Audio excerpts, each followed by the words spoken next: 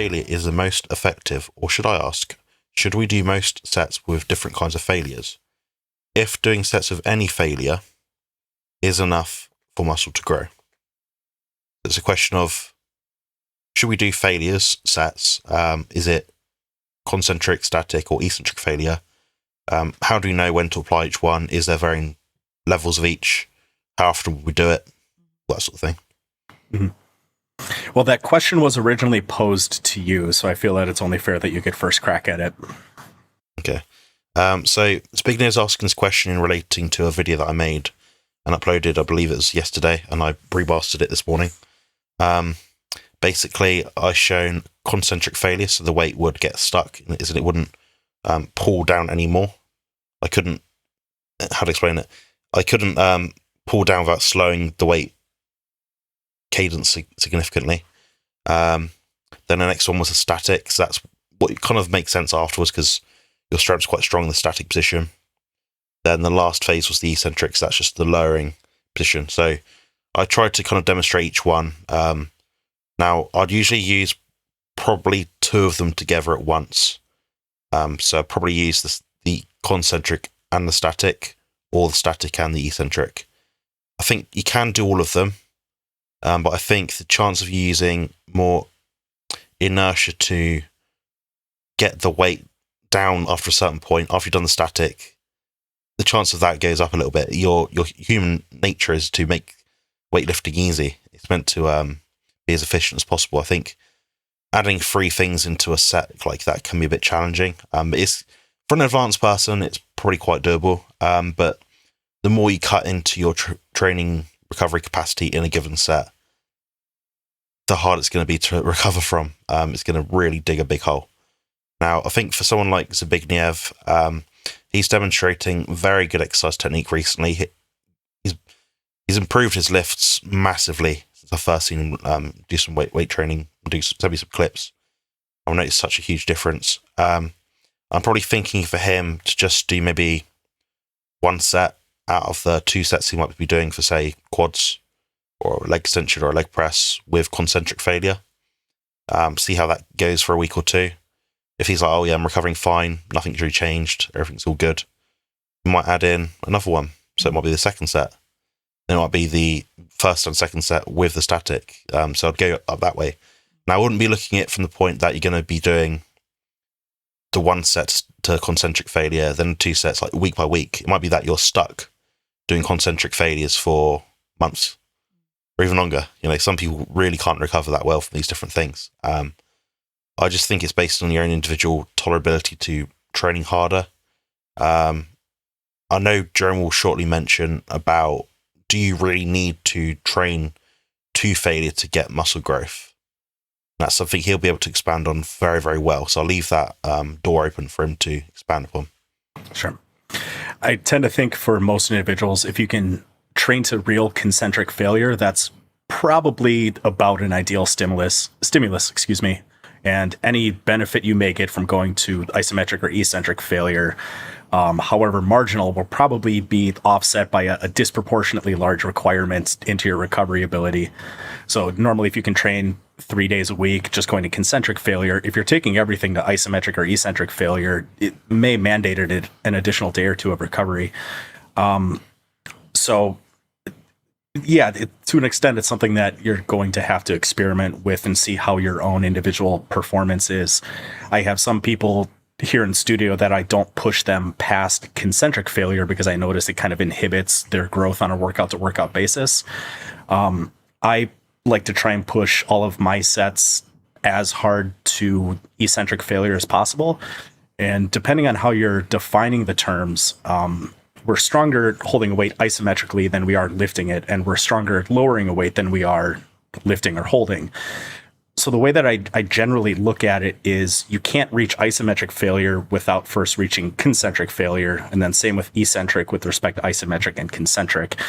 So as long as you're hitting failure on one of them, it's not like if you're just holding a weight to the point where you can no longer hold it and it starts going down, it's not like you could probably even lift it up at that point. But these are tools in your tool belt used to manipulate your workouts to try and produce results. And I think these intensifiers like training to isometric or eccentric failure have to be programmed in carefully because they absolutely can be very taxing on the body.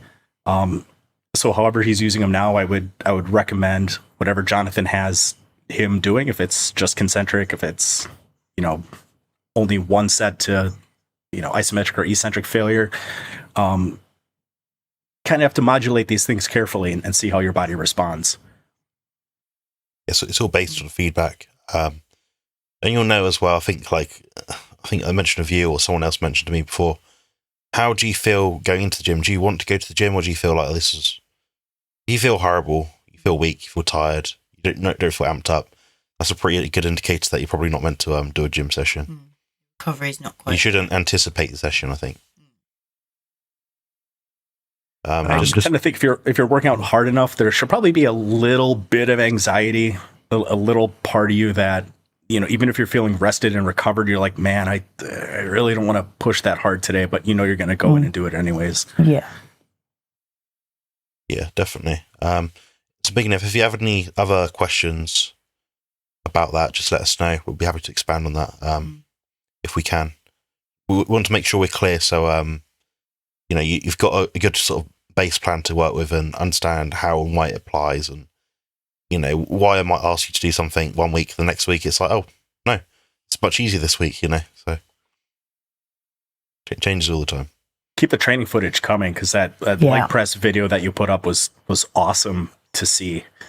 And I find myself, when people put training footage in the carnivore crew group, I find myself almost like coaching, like yelling at my phone.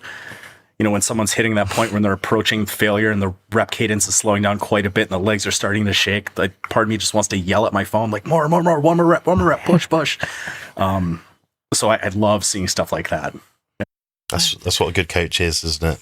Yeah. It motivates the hell out of me. I found myself saying, go on. My crewmate was like, what are you saying? I was like, I'm just watching a video. It's okay. It's nice to see when you have that camaraderie of people, because he's training in a gym, I believe, in Poland or Belgium sometimes, and completely hundreds of miles away from me, but I could still see what he's doing and thinking, God, I'd really sort of egg him on if he is doing this, like really, let's say, go to town sort of thing. It's nice to have that kind of, what's the word, sportsmanship, Yeah. We've all got different goals, but we're all trying to work really hard and get the best results we can. And I think sometimes when you've done that, the big lift or the big push or whatever it may be, and you've done it, you just want other people to be like, yeah. But obviously no one's there. All celebratory. And once you've done it, like I know that when I hit my PBs and I've done it and I'm like, yes. And I'm like, damn it, no one's here to help me celebrate. No one's cheering me on. And it makes me look at my footage and think like, damn, I really need to push harder when I try and present myself as at least a partial authority. It makes me think that I really need to up my game. Yeah, because your training video was obviously just absolutely useless. You didn't push at all. So, Yeah.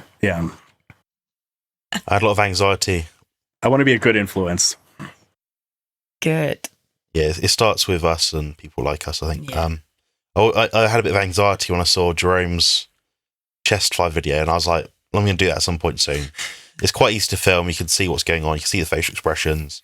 You can see the cadence quite clearly. You can see him pushing for that last. And I was like, well, I'm going to have to try and match this as best as I can. And people often, I think we had a question about the weight I used or the reps I used or something. Yeah. And I was like, forget all that. These are just prerequisitory repetitions to get to the point we're trying to get. It's kind of like, what was it Bruce Lee said? Or someone said, I don't know. Some boxer said, we don't count until it starts hurting, sort of thing. So I sort of said, I don't know how many it was. It might have been 8 or 9 or 10, but the thing is, those last 1 or 2 reps were tricky to do. Yeah. That's what counts. You're thinking who it was now as well, aren't you? You're going to be Googling. It's Muhammad Ali or Mike Tyson or one of those guys, but it's on the tip of my tongue, but I can't remember the exact quote. He's going to Google it after. Someone comment below in the video